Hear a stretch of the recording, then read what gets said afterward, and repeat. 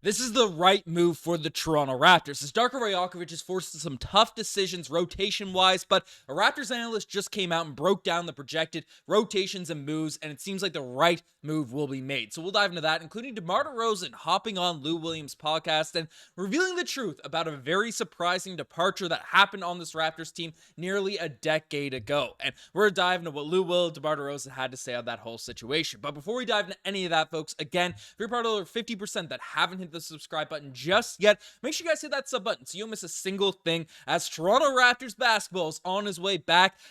Media day is just around the corner, so we're going to be covering it all on the Raptors Digest. So make sure you guys hit that sub button. But let's dive into the news. Let's dive into what's currently going on in Raptors land. The first one we're talking about is former Raptor revealing the truth on his exit. So as we all know, Lou Williams ended up departing the Toronto Raptors after just one season where he became a fan favorite for a lot of Toronto Raptors fans. Just given his size, his shooting ability, he came off the bench, Drake referencing him in songs. This guy became an icon for a lot of Toronto Raptors fans, especially my age, watching this Toronto Raptors team growing up. And Lou Williams once did really had a lot of people excited about him being a Toronto Raptor long term. However, Masai Ujiri made the decision to not bring back Lou Williams, not go in the direction to keep him beyond his single season, and a lot of people are confused as to why. Now, there's been a lot of stuff said about this over the course of the years, Lou Williams not wanting to leave, passports and stuff, all that type of random stuff, you're familiar. But basically, the latest thing he came out and said on the situation was Lou Williams believed the Toronto Raptors did not re-sign him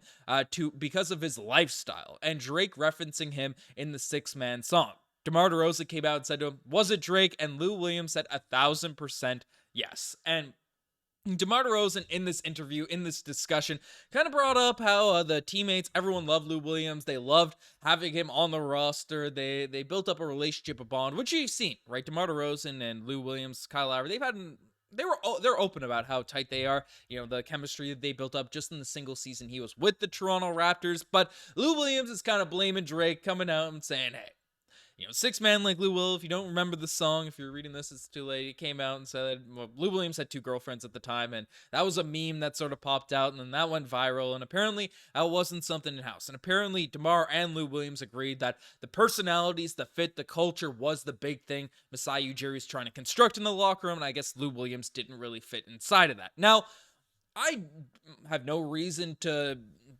disagree or fight back against two guys that were actually on the team in regards to why they were left off. They were communicating more stuff than was put out to the public. But I don't think it was just this. I think this is a bit of a revisionist history, even though while it's probably true that was a factor in regards to why Lou Williams ended up getting cut, I think the biggest reason as to why Lou Williams was not on the Toronto Raptors long term was due to his performance specifically in the playoffs. And we can take a look at it, right? Lou Williams in that series against the Washington Wizards, where the Raptors probably should have won that series talent-wise. What's going on? An old wash Paul Pierce. Yes, they had John Wall. Yes, they had Bradley Beal, who was very, very young at the time. Looking at the stats, looking at what went on, Lou Williams in that series, look at the points per game, 13 points per game, which you might say is not that bad, second on that Raptors team, which is crazy. That Kyle Lowry was injured going into that one. So it was a messy sort of year, but shot 19% from the 3-point line in that series, shot 31% from the field, and was just a very, very messy series. And Lou Williams on the defensive end was just absolutely getting cooked by John Wall, by these other guards on the Washington Wizards. So that was sort of the actual decision making in regards to Lou Williams being taken off of that Toronto Raptors team, not being brought back. We went in the direction, we ended up signing DeMar DeRozan, who again wasn't the greatest of signings by any stretch, but showed the direction the Toronto Raptors trying to move in, with more defensive focus, a bit more size out there on the wings, and fit-wise, off-the-court stuff, another guy that was in a similar boat to Lou Williams that didn't have the Drake songs being made about him, and frankly seemed like the kind of culture fit that people were saying in terms of his public quotes. Again, we don't know anything behind the scenes about Gradey Dick, but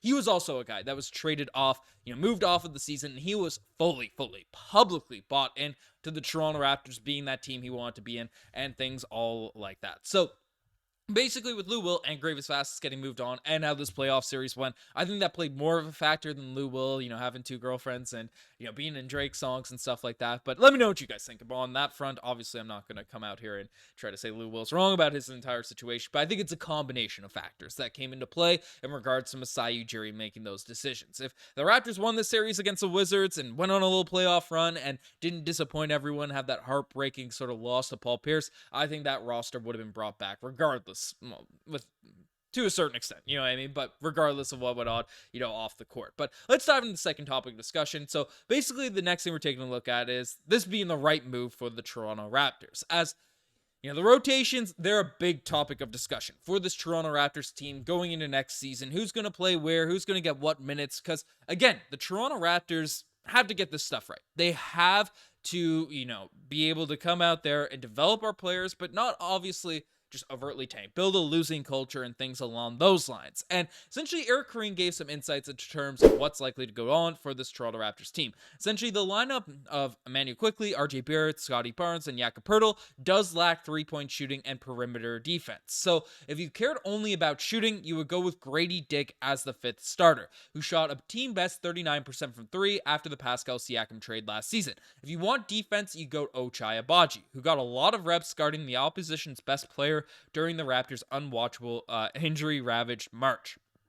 They are the either-or options in regards to three-point shooting and defense, and Gradey Dick improved dramatically as a defender throughout the season, but has a way to go. Ochai Agbaji shot 21% from three as a Toronto Raptor and didn't show that many signs of crazy improvement over there in Summer League, so Green went on to say that there's that third option, which I think is a more realistic option over Ochai Agbaji, and it's Bruce Brown, who brings at least a little bit of both. He doesn't have the size to bother the best players on the perimeter, but he is smart and pesky. Brown is a 34% three-point shooter from deep in his career, but has posted some decent shooting years on low volume. Ultimately, Eric Koreen is essentially going Gradey Dick, given his long-term importance to the team, and Brown's playmaking could also be useful for bench units. Although a similar theory didn't pan out last year, Ochai Agbaji is likely starts the year as the 8th or 9th man. So essentially, that's what Eric Koreen is projecting. That's what he's looking for this Toronto Raptors team. I'd be in agreement. Now, I'd be in agreement in terms of the assessment of what should happen. If Darko Rajaković is coming out here with this Toronto Raptors team, Gradey Dick should be that guy, even if he's not the level of player Bruce Brown is